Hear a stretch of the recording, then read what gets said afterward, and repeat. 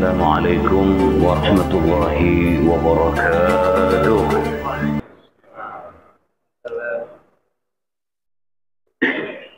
إن الحمد لله نحمده ونستعينه ونستغفره ونستهديه ونتوب إليه ونتوكل عليه ونعوذ به من شرور أنفسنا ومن سيئات أعمالنا. من يهده الله فلا مضل له ومن يضلل فلن تجد له وليا مرشدا. وأشهد أن لا إله إلا الله وحده لا شريك له، وأشهد أن سيدنا ونبينا محمدا عبده ورسوله لا نبي بعده. أدى الأمانة وبلغ الرسالة ونصح الأمة وكشف الغمة وجاهد في سبيل الله حق جهاده. اللهم صل وسلم وبارك على هذا النبي الكريم إمام الأنبياء والمرسلين قائد الغر المحجلين وعلى آله وأصحابه وجنوده وأنصاره ومن جاهد في سبيله ومن اهتدى بهديه وسنته ومن سلك طريقه ومن اتبع سنته ومن والاه، ولا حول ولا قوة إلا بالله. أما بعد، سبحانك لا علم لنا إلا ما علمتنا إنك أنت العليم الحكيم. رب اشرح لي صدري ويسر لي أمري واحلل عقدة من لساني يفقه قولي. ربي زدني علما warzuqni fahma. Hadirin hadirat, muslimin muslimat, para bapak, para ibu, jamaah subuh Masjid Jami' Al-Mu'min yang sungguh sangat saya hormati, yang sungguh sangat saya muliakan. Teriring doa bagi jamaah semua, mudah-mudahan selalu mendapatkan limpahan taufik, hidayah, ma'unah, barakah dan ridha dari Allah Subhanahu wa taala. Amin. Amin ya rabbal alamin. Dipanjangkan umur kita dalam taat dan ibadah kepada Allah, diberikan rezeki yang halal, yang berkah, yang banyak untuk bukan ibadah kepada Allah, dijauhkan dari berbagai macam musibah, petaka dan bencana, dan nanti kita bila wafat husnul khatimah, selamat dunia dan akhirat. Amin, amin ya rabbal alamin. Alhamdulillah, kita panjatkan puji dan syukur kehadirat Allah Subhanahu wa taala atas limpahan nikmat, anugerah dan karunia-Nya di pagi hari yang amat sangat sejuk ini. Kita bersama-sama dapat melaksanakan sholat subuh berjamaah. Kita lanjutkan dengan i'tikaf dan thalabul ilmi. Mudah-mudahan semua yang kita lakukan di pagi hari ini mendapatkan ridha dari Allah Subhanahu wa taala. Amin, amin ya rabbal alamin. Salawat dan salam semoga selalu terlimpah ruah keharibaan Nabi besar Muhammad sallallahu alaihi wasallam beserta para keluarganya, para sahabatnya, para pengikutnya, termasuk kita semua ila yaumil qiyamah. Ibu, bapak, hadirin hadirat yang dimuliakan oleh Allah Subhanahu wa taala, pada pagi yang penuh berkah ini kita akan berbicara tentang akhlak Nabi kita Muhammad sallallahu alaihi wasallam dalam perspektif surah Al-Mu'minun. Di sana ada keterangan tentang ketika Ali bin Abi Thalib radhiyallahu taala anhu wa karramallahu wajhah ditanya oleh seorang Arab, "Sif lana akhlaqan Nabi sallallahu alaihi wasallam." Wahai Amirul Mukminin Ali bin Abi Thalib, tolong ceritakan kepada kami, gambarkan kepada kami tentang akhlak Nabi Sallallahu Alaihi Wasallam. Ali bin Abi Thalib tidak menjawab, tapi balik tanya, wa kaifa anta sifat dunia wa ma fiha. Coba Anda menjelaskan kepada kami tentang dunia dan segala isinya. Orang itu bilang, wah, ma tayassara li an asifat dunia wa ma 'alaiha. Wah, berat, Khalifah. Gimana saya menceritakan dunia dan segala isinya? Langit, bumi, lautan, begitu besar, begitu banyak, begitu luas. Nggak bisa saya. Lalu Ali bin Abi Thalib tersenyum, dia berkata, ente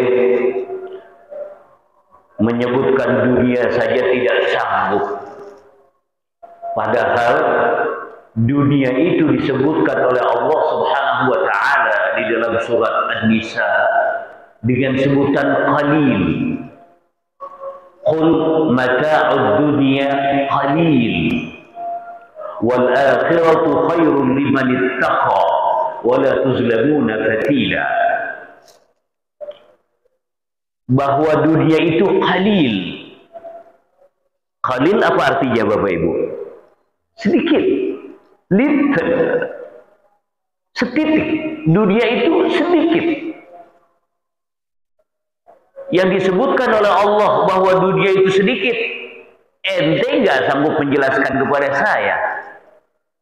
Tetapi ente minta kepada saya untuk menjelaskan akhlak Nabi. Padahal yang namanya akhlak Nabi disebutkan oleh Allah di dalam Al-Quranul Karim surat Al-Qalam. Allah berfirman dengan sebutan azim, wa innaka la'ala khuluqin azim. Sesungguhnya engkau wahai Muhammad berada di dalam akhlak yang azim, yang luar biasa, yang sangat agung. Kalau ente nggak bisa nyebutin yang qalil, yang little, bagaimana saya bisa menyebutkan yang azim, yang agung, yaitu akhlak Nabi besar Muhammad Sallallahu Alaihi Wasallam. Ya, di dalam surat Al-Qalam Allah berfirman, wa innaka la'ala khuluqin azim. Para bapak, para ibu, saudara-saudari yang dimuliakan Allah Subhanahu wa taala, suatu saat ada juga orang yang bertanya kepada Siti Aisyah radhiyallahu taala anha, istri Kanjeng Nabi sallallahu alaihi wasallam, tentang kaifa kana khuluqu Rasulillah sallallahu alaihi wasallam. Wahai Siti Aisyah, Anda kan istri Rasul, tentu tahu banget bagaimana Kanjeng Rasul, Kanjeng Nabi. Tolong sebutkan kepada kami bagaimana akhlak Rasulullah sallallahu alaihi wasallam. Sambil meneteskan air mata, Siti Aisyah menjawab, kana kullu amrihi ajaba. Yang namanya akhlak Nabi semuanya ajib. Ajib. Itu sudah menjadi bahasa kita ya, ajib. Luar biasa, salut, luar biasa. Itu hadisnya sangat panjang. Lalu selanjutnya kata Siti Aisyah, yang paling menyebabkan saya ajib adalah, yaitu sebetulnya saya, kata Aisyah, paling senang kalau saya itu berada bersama Nabi. Bila saya tidur di paha Nabi, tetapi Rasulullah Shallallahu Alaihi Wasallam dengan penuh sayang dan penghormatan, sayang dan hormat sama istri, sayang dan hormat. Ketika itu beliau minta izin sama saya untuk melaksanakan sholat tahajud. Bayangin saudara, mau sholat tahajud minta izin. Sama siapa? Sama istri. Kira-kira kita ada nggak yang begitu, saudara? Di situ ada kasih sayang, di situ ada penghormatan, di situ ada perhatian. Ayang beb, mohon maaf, mohon izin mau sholat tahajud. Bukan main, saudara. Ini yang membuat Siti Aisyah merasa haru dan bahagia. Karena semua itu menunjukkan kasih sayang, perhatian, dan penghormatan Nabi terhadap beliau. Nah, setelah itu akhirnya Siti Aisyah berat-berat ringan mengizinkan Bapak Ibu ya. Kemudian setelah sholat itu turunlah ayat yang sangat nyohor buat kita semua, yang membuat Nabi akhirnya menangis tidak bisa tidur, yaitu surat Ali Imran 190. Inna fi khalqis samawati wal ardi wa ikhtilafil laili wan nahari la ayatin li ulil albab. Sampai Nabi nggak bisa tidur sampai subuh gitu. Ya, tentang akhlak Nabi ketika minta izin kepada Siti Aisyah, lalu turun ayat yang sangat dahsyat tersebut. Bapak dan Ibu yang saya hormati, yang saya muliakan, dalam suatu fragmen kehidupan yang lain, Siti Aisyah ditanya lagi, kaifa kana khuluqu Rasulillah? Aisyah, bagaimana sih akhlak Nabi? Lalu beliau berkata, Iqra surat al-mu'minun. Bacalah oleh kamu surat al-mu'minun. Inilah yang akan menjadi bahan renungan kita semua di pagi yang penuh berkah ini. Akhlak Rasulullah Sallallahu Alaihi Wasallam dalam perspektif surat al-mu'minun. Faqara'a, lalu orang itu membaca, saudara, surat al-mu'minun. Bismillahirrahmanirrahim. Qad aflaha al-mu'minuna alladhina hum fi salatihim khashi'un walladhina hum 'anil lagwi mu'ridun walladhina hum liz-zakati fa'ilun walladhina hum li furujihim hafizun illa 'ala azwajihim aw ma malakat aymanuhum fa innahum ghayru malumin faman ibtagha wara'a dhalika fa ulaika humul ghadun والذين هم لأماناتهم وعهدهم راعون والذين هم على صلواتهم يحافظون أولئك هم الوارثون الذين يرثون الفردوس هم فيها خالدون فلما بلغ آية العشر, ketika orang itu membacakan surat Al-Mu'minun sampai di ayat yang ke-10, Siti Aisyah berkata, Kif, stop. Siti Aisyah bilang, Kif, stop. Hakada kana khuluqu Rasulillahi Sallallahu Alaihi Wasallam. Begitulah, kata Siti Aisyah, akhlak Nabi kita Muhammad Sallallahu Alaihi Wasallam. Nah, Bapak Ibu yang sangat saya hormati, yang sangat saya muliakan, mari kita buka Al-Qur'annya surah Al-Mu'minun. Di dalam surat Al-Mu'minun itu kita lihat yang tadi saya baca. Mudah-mudahan Bapak-bapak, Ibu-ibu hafal semua juga ya. Cuman kalau lupa ya kita buka aja, saudara ya.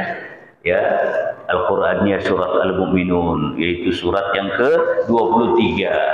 Surat yang ke-23. Allah Subhanahu wa taala berfirman, "Qad aflahal mu'minun." Sungguh berbahagialah orang-orang yang beriman. Orang yang beriman yang bagaimana yang berbahagia? Yaitu alladzina hum fi salatihim khashi'un, yaitu mereka yang khusyuk dalam melaksanakan sholatnya. Inilah akhlak Nabi yang pertama, yaitu fi sholatihi khasyah. Sholatnya dalam keadaan khusyuk. Wah, Nabi kalau sudah sholat, saudara, kakinya sampai bengkak-bengkak, sama sama orang Kelapa Gading. Kakinya bengkak-bengkak, main bola. Nabi kakinya bengkak-bengkak sampai pada saat sholat. Sampai Siti Aisyah terheran-heran, ya Rasulullah, Anda kan kekasih Allah, dosa diampuni, baik yang terdahulu maupun yang kemudian. Anda maksum, terhindar dari dosa. Kok sholatnya sampai gitu-gitu amat aja enggak begitu? Kalau ada orang Kelapa Gading mendapatkan garansi dosa Anda dihapus yang dahulu maupun kemudian, kira-kira tulisan yang ada di Masjid Al-Mu'minun tulisan apa nih? Pengumuman sholat jamaah libur. Orang udah dapat jaminan, saudara ya, mau ngapain lagi? Udah dapat jaminan. Tetapi Nabi bukan orang seperti kita. Nabi berkata kepada Siti Aisyah, "Afala uhibbu an akuna 'abdan syakura." Saya ingin menjadi orang yang syukur. Sudah Allah berikan nikmat seperti itu, saya harus syukur. Memperlihatkan kesyukuran saya kehadirat Allah Subhanahu wa ta'ala. Sering terdengar rintihan kalau beliau sholat sering khusyuk. Nah, kalau kita disuruh mencontoh Nabi, kekhusyuan seperti khusyuk Nabi nggak bakal bisa. Sebab kalau buat kita, yang namanya sholat itu adalah saat yang paling tepat untuk menghayal, paling enak untuk ngelamun. Kadang-kadang di luar sholat nggak timbul tuh pikiran itu, tapi begitu dalam sholat masuk. Luar biasa sulitnya buat kita, luar biasa. Khusyuk adalah hudulul qalbi wa sukudul a'dha, hati yang hadir dan anggota tubuh yang tenang, yang tidak gerasa gerusu. Kalau buat menenangkan anggota tubuh, insya Allah kita bisa kalau di sholat. Bisa. Tetapi menghadirkan hati ini yang susahnya luar biasa. Nah, para ulama menganjurkan ada beberapa cara agar kita terbantu kekhusyuan kita. Yaitu yang pertama, an-nazar ila maudhi' sujud, melihat kepada tempat kita sujud.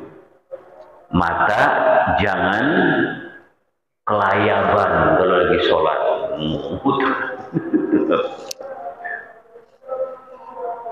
Yang repot kalau kita lagi sholat, di depan kita jamaah pakai kaos tulisannya coblos, lanjutkan,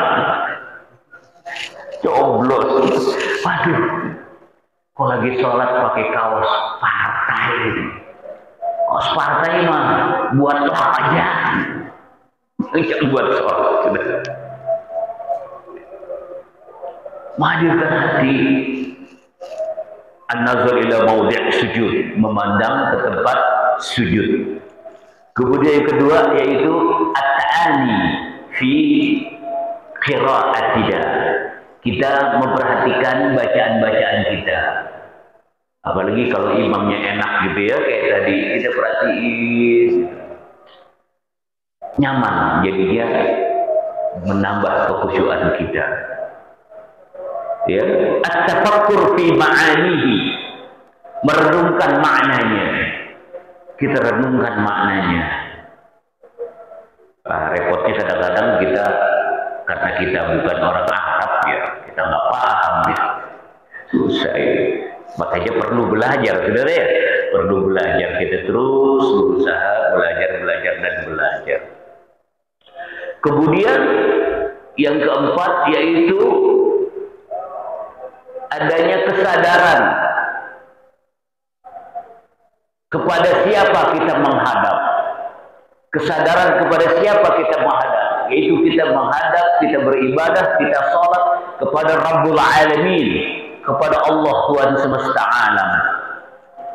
Kalau ini kita timbulkan, maka kekhusyuan itu sedikit banyak terbantu. Seperti analogi kita, kalau kita ingin bersilaturahim ke istana negara, ingin datang ke kantor gubernur, ke kantor wali kota, bupati, camat, sampai lurah bahkan RW, saudara. Itu kita perhatikan segala-galanya. Dari bicara, penampilan, ya, semua yang keluar dari kita, agar tidak membuat hati yang kita datangi itu tersinggung. Jangan sampai kita salah. Apalagi kok datang ke presiden, waduh, datang ke presiden, kita open house jam 12, jam 9 sudah sampai di sana. Padahal mau ketemu Jokowi doang. Begitu pula dengan gubernur, wali kota, camat. Nah, ini kita menghadap kepada Tuhannya presiden, Tuhannya gubernur, pemilik dunia dan segala isinya. Nah, kalau itu kita tanamkan, akan timbul khusyuk, tawadhu, tadarru. Kalau bahasa Jawanya DP, andap asor, rendah hati. Ini akan membantu peningkatan kekhusyuan kita. Kemudian juga yaitu az-zikru bil maut. Kita mengingat akan kematian. Yang paling pasti buat kita semua adalah mati. Aduh, bagaimana kalau kita kemudian dicabut nyawa kita oleh Allah Subhanahu wa Ta'ala. Ada satu paham yang menggambarkan. Ini mohon maaf, bukan berarti saya mengajarkan untuk kita mujassimah, yaitu membentukkan dalam bentuk postur tubuh gitu, tidak. Jadi ada yang mengajarkan, bayangkanlah seolah-olah kalau ketika Anda sholat itu di depan Anda Allah Subhanahu wa Ta'ala, di kanan Anda malaikat raqib, di kiri Anda malaikat atid, di belakang Anda malaikat Israel. Ini kan yang repot malaikat Israel. Kita di belakang, kita di depan, kita nggak tahu punya dia, wayo, repot urusan. Ini akan meningkatkan kekhusyuan kita hadirat Allah Subhanahu wa Ta'ala. Para jamaah rahimakumullah, mari kita introspeksi, kita korek-korek nih.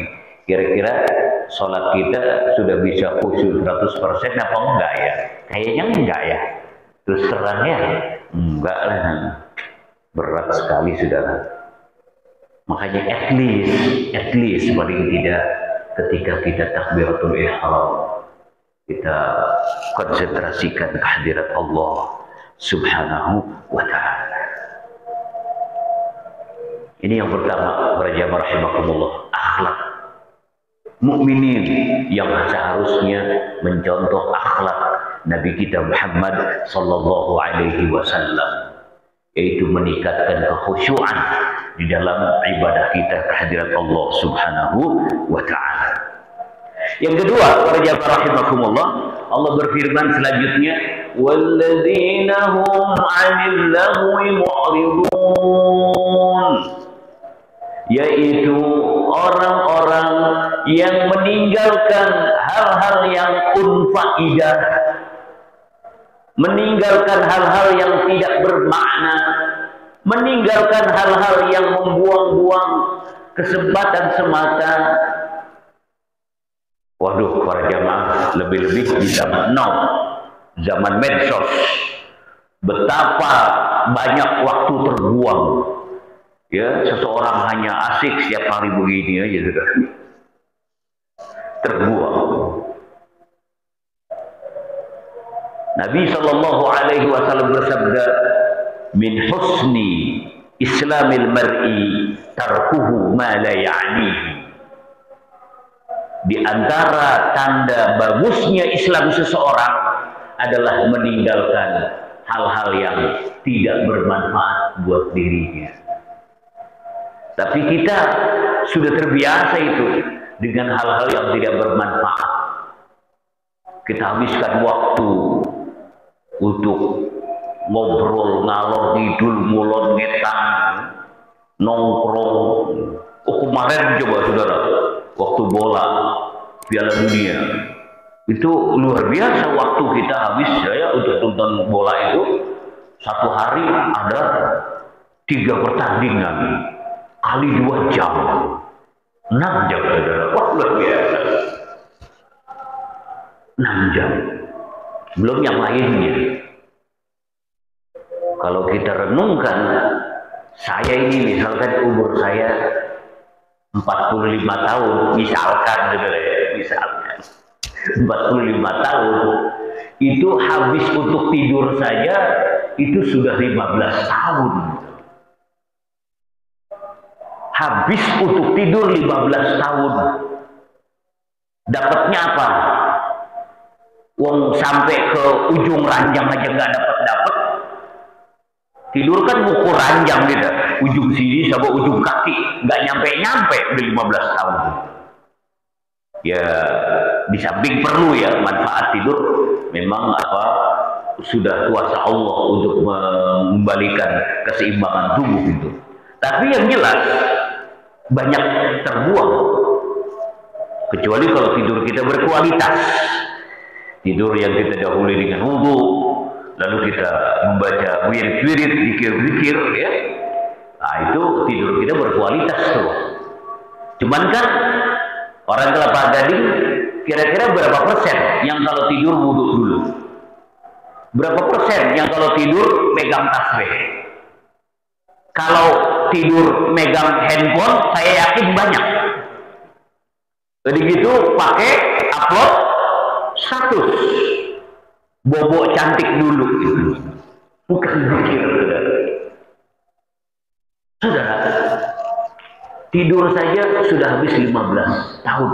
Kalau saya berusia 45 tahun.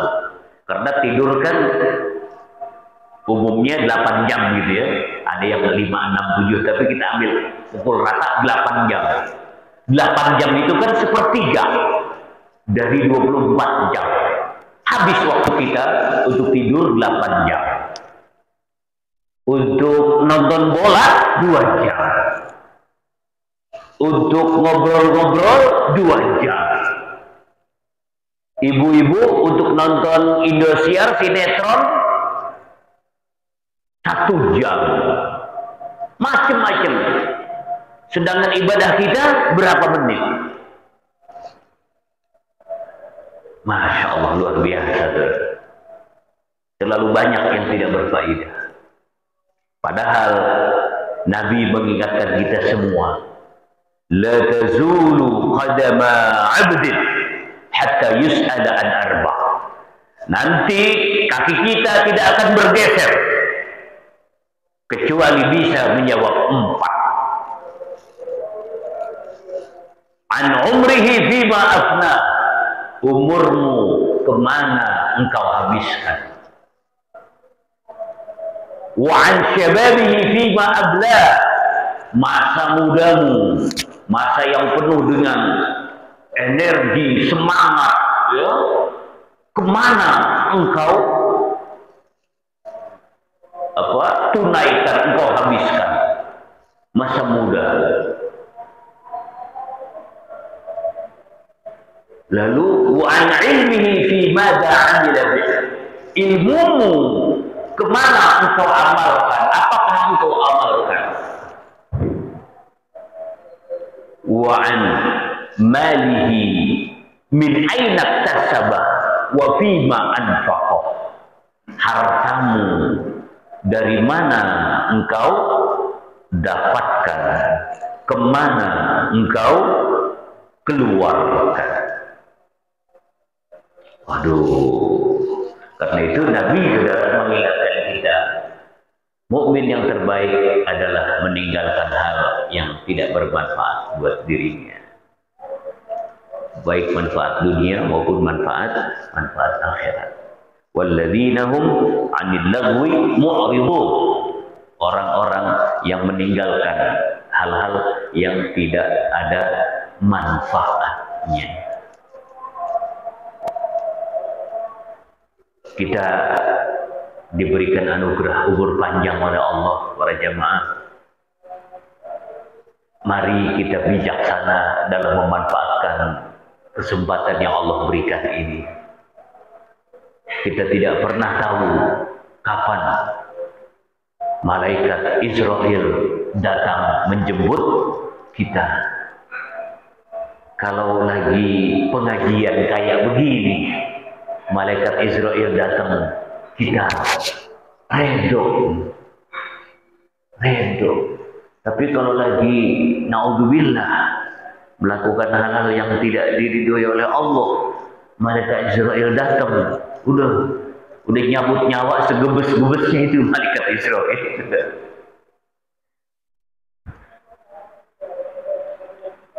Mudah-mudahan kita semuanya husnul khatimah. Amin. Amin ya rabbal alamin. Ini yang kedua, para jamaah rahimakumullah. Yang ketiga adalah yaitu walladzina hum lizzakati fa'ilun, dan orang-orang yang dengan hartanya dia keluarkan zakat. Orang-orang yang mengeluarkan zakat tentunya sedekah, tentunya infak, ya. Zakat, infak, dan sedekah. Cuma para ulama kebanyakan menyatakan yang paling atas itu infak, gitu.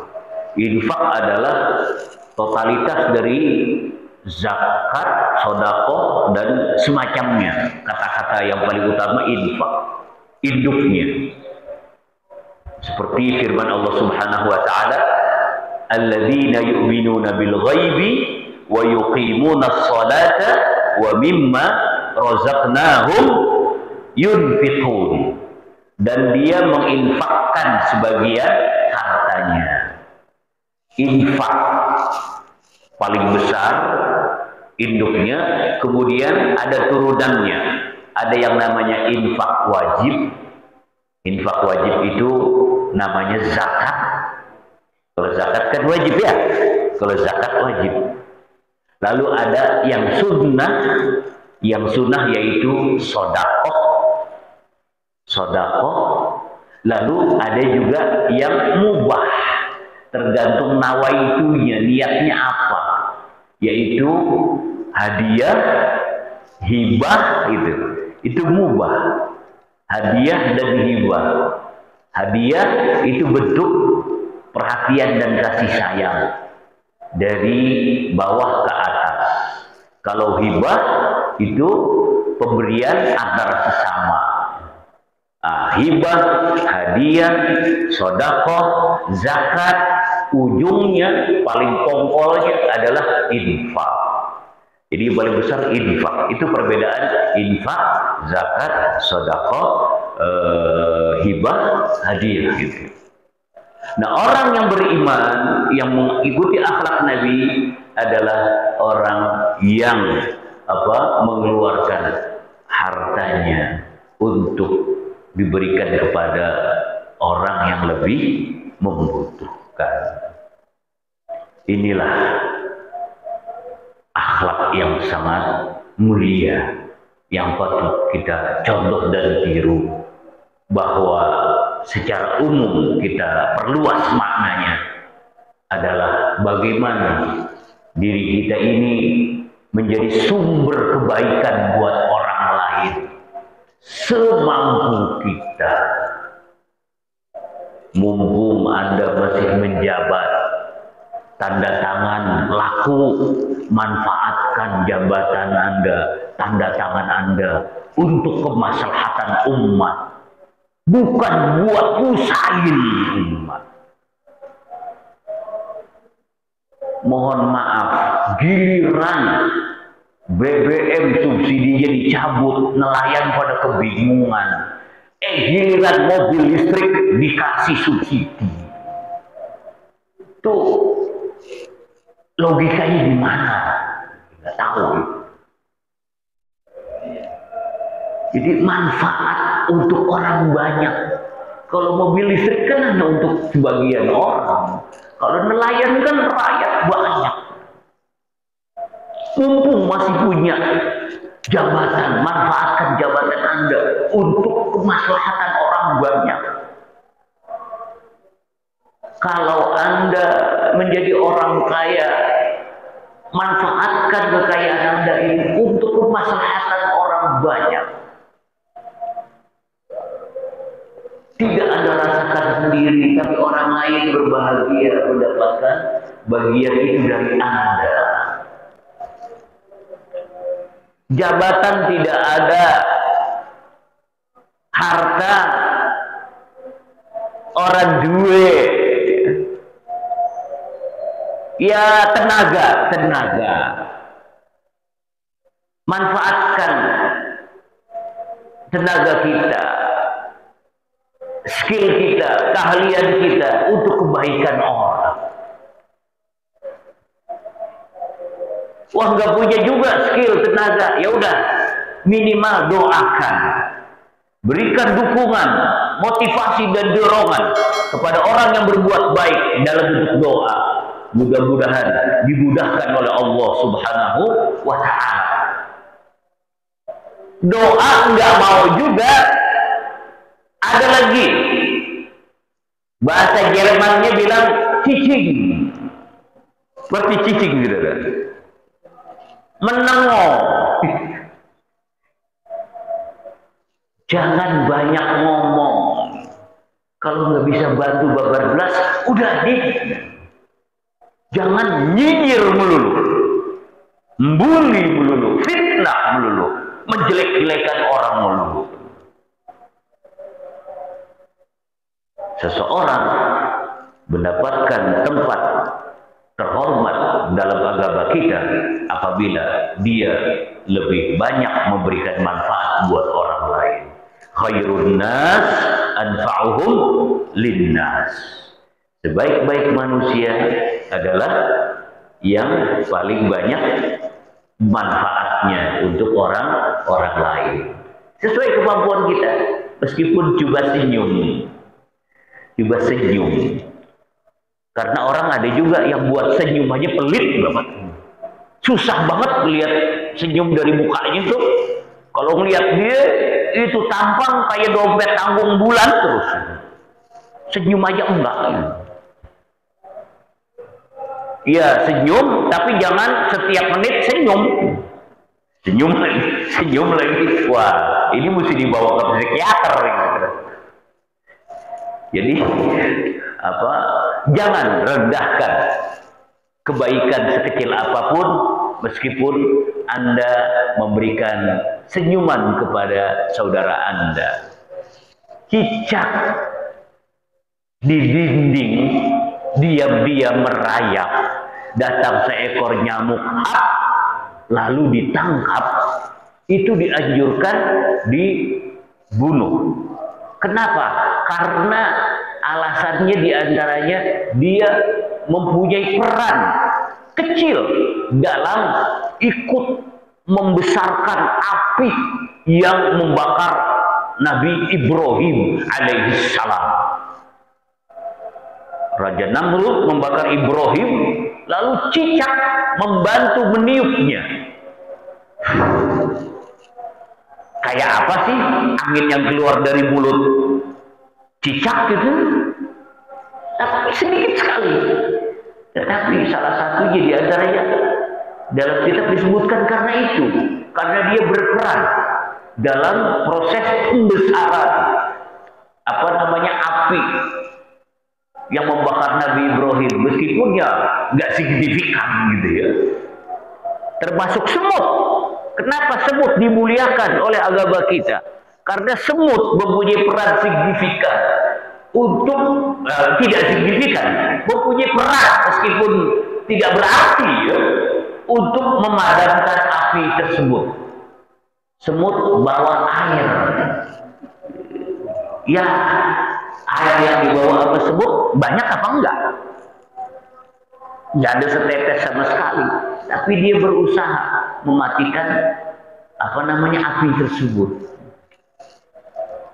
Jadi kita lihat usaha kita, peran kita, bukan sebesar apa peran kita. Karena itu orang yang beriman, orang yang berbahagia, yang mencontoh akhlak Nabi adalah orang yang berusaha mengeluarkan zakat. Dalam arti lain, memberikan kebaikan, kebahagiaan buat orang lain. Kalau orang Kelapa Gading kan zakat nggak pernah tinggal, setahun sekali, 3,5 liter. Berasnya juga pakai beras bansos. Padahal rezeki Allah berikan setiap hari. Harta berlimpah, rumah mewah megah, mobil dengan berbagai macam merek. Keluar zakatnya setahun sekali, 3,5 liter. Itu juga berasnya beras bansos. Mudah-mudahan nggak begitu, saudara. Para jamaah yang dimuliakan oleh Allah Subhanahu wa taala, akhlak Nabi selanjutnya yang hendaknya kita tiru adalah walladzina hum li furujihim hafizun. Orang-orang yang menjaga kehormatannya untuk meninggalkan perbuatan-perbuatan yang berbau pornografi, porno aksi, ya, mengumbar nafsu, tidak tergoda oleh bujuk rayuan hawa nafsu. Illa ala azwajihim aw ma malakat aymanuhum fa innahum ghairu malumin. Kecuali itu kita lakukan kepada istri kita yang sah, kepada istri kita, atau kepada zaman dulu dia, yaitu budak-budak. Ya, budak-budak di zaman dahulu. Kalau sekarang sudah nggak ada budak, ya, pada istri kita, maka itu tidak tercela, malah itu dapat pahala kalau kita letakkan pada tempatnya. Kalau meletakkan pada bukan tempatnya dosa, maka meletakkan pada tempatnya pahala. Faman ibtagha wara'a dzalika fa ulaika humul 'adun. Siapa yang melakukan itu, ya, memperturutkan hawa nafsu bukan pada tempatnya, melakukan perbuatan-perbuatan asusila, maka mereka adalah orang-orang yang melampaui batas. Sejarah membuktikan betapa banyak orang yang terjerumus karena urusan hawa nafsu. Umumnya 3 tak: harta, tahta, wanita. Dari zaman dulu, ya, dari zaman Nabi Adam sampai hari kiamat, ini 3 nih, ya, biang kerok gonjang ganjing dunia, sudah.